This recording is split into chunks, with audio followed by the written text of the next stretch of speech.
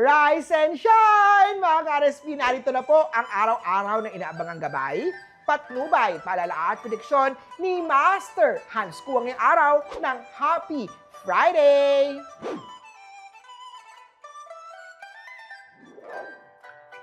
Simulan natin sa mga pinanganak ng Year of the Rat. Tapusin na ang naiwan trabaho. Baka mahabol ka ng stress sa ghost month. Maiging tapusin habang kaya pa para sa smooth na workflow at iwas abala. Maglagay ng organized tray o lucky bamboo sa east side ng desk. Tumutulong ito para ma-enhance ang focus at good energy flow. Red at 4. Kay Year of the Ox naman tayo, maturity sa pagbili. Iwas gasto sa bagong gadget.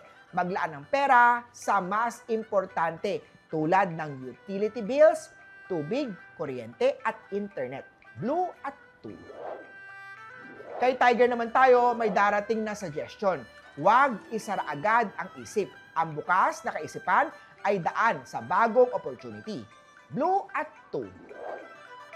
Kay Rabbit naman tayo, kung hindi niya kaya mag-commit, huwag mo nang pilitin ang sarili mong maghintay.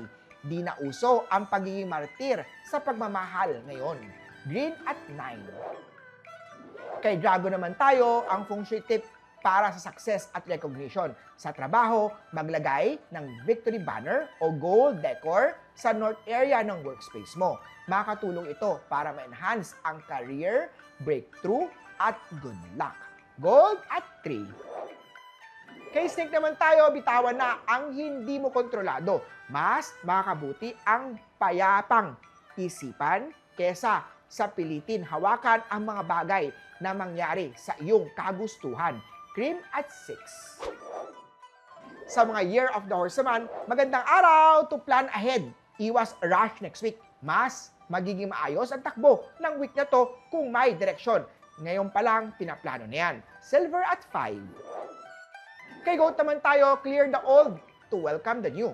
Moving on is the first step. Kalimutan na ang nakaraan at yakapin ng mahigpit ang panibagong pagmamahal.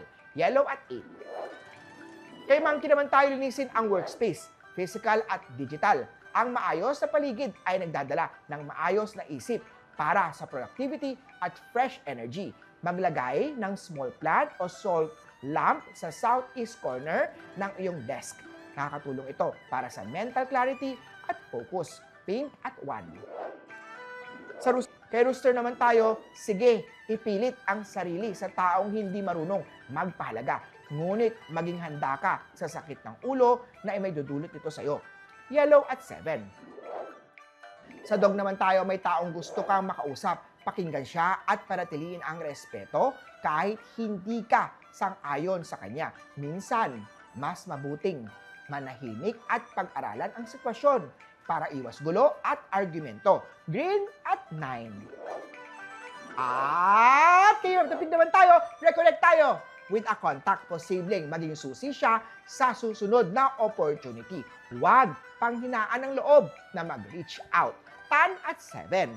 Muli po, ito po'y gabay, patnubay, paalala at prediction lamang ni Master Hans Kua. Nasa inyong mga kamay nasa lalay ang inyong tagumpay. Kaya always be positive at i-claim ang mga swerte, mga ka-RSP.